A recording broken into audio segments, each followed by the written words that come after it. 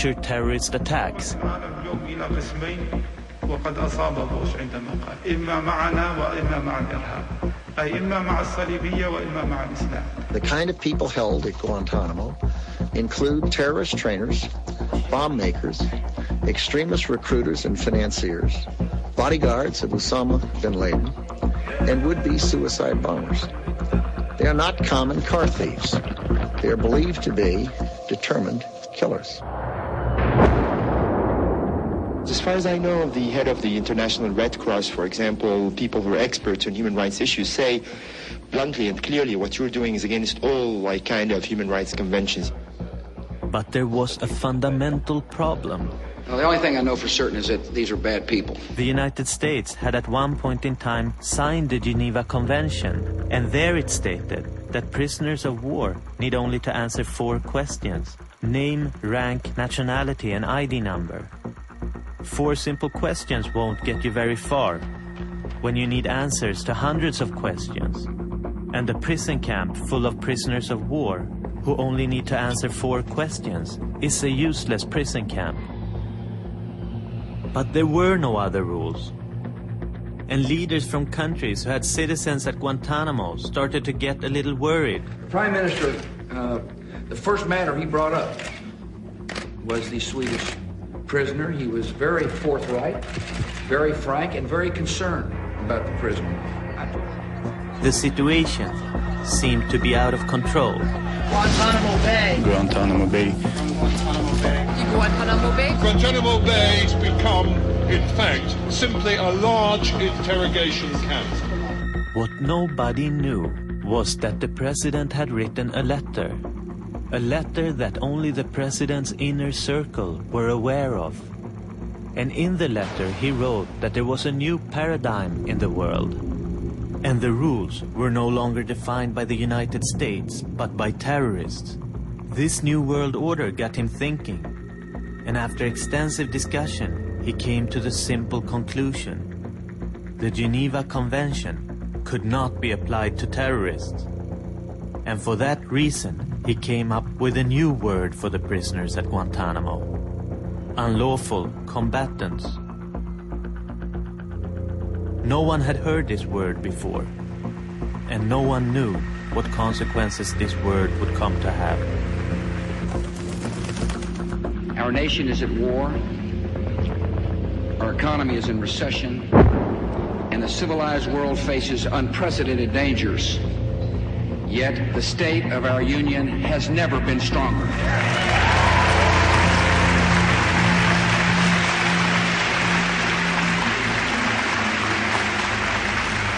The American flag flies again over our embassy in Kabul.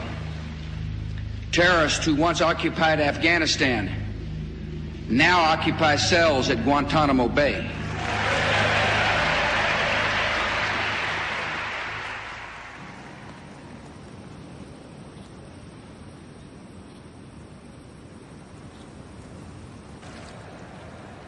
Currently the weather in Guantanamo, scattered clouds, temperature last hour of 86 degrees, and the winds out of the north at 12 miles per hour.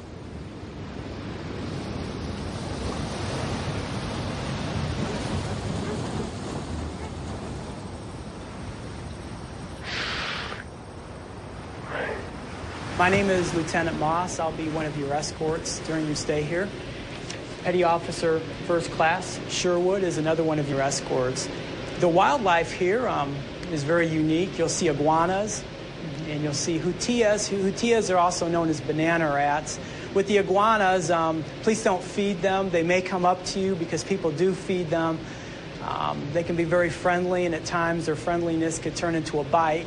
So, you can observe them, but please no feeding the iguanas, and be careful when you're around them. I'm sure you'll probably want to get some footage of one. We also do have boas here.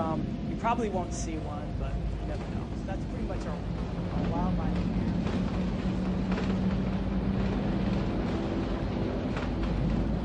Yes, on your right-hand side, you can see the Guantanamo Bay golf course. It's a 9-hole golf course.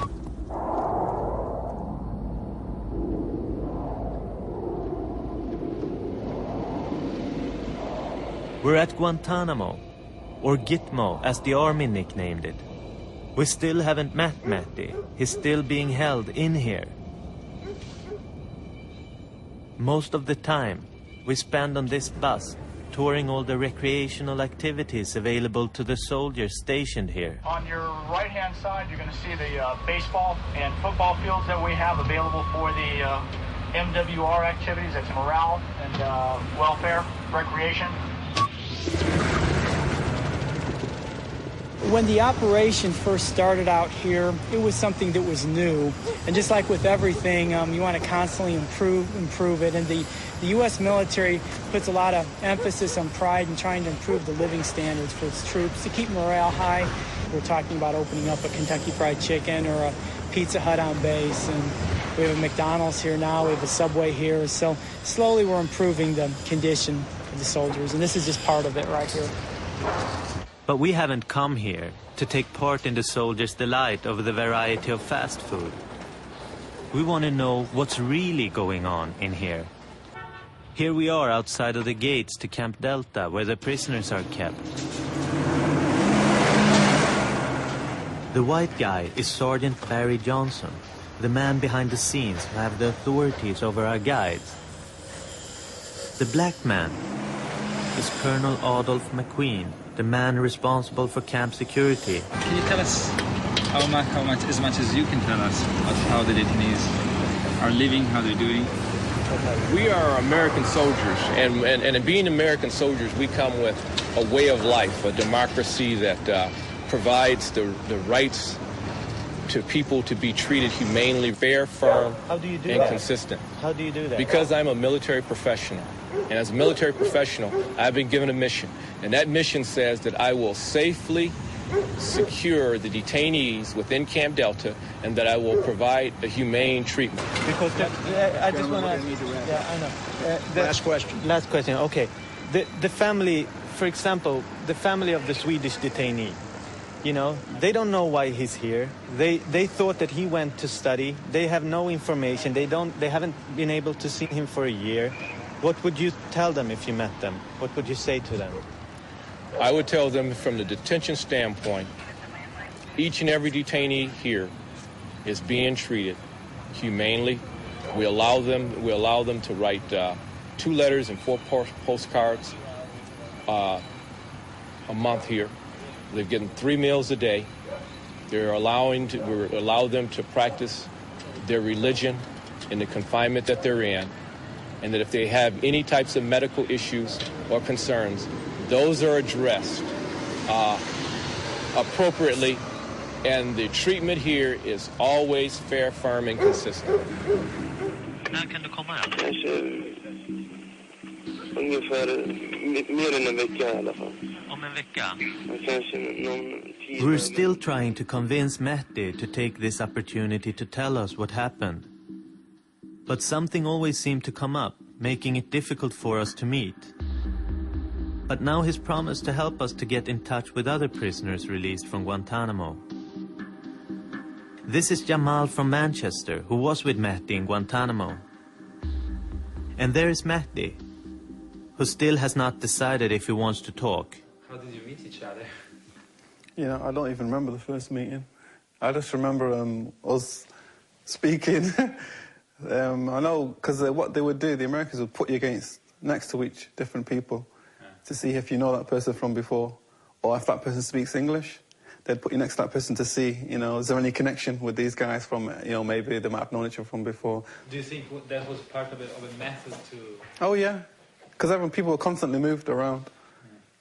What got to you personally? Was it the cold treatment? Or I wouldn't say. The medicine or what? I won't answer that, because I wouldn't like to let them know. So I'll refuse to answer that one and skip it. But because for me, the most crucial thing here is to be locked without knowing when you are released. Maybe. It seems to be a lot harder to talk about what happened to them in Guantanamo. Yeah. Especially for Mehdi. Maybe because he's devoted 2 years to keeping silent.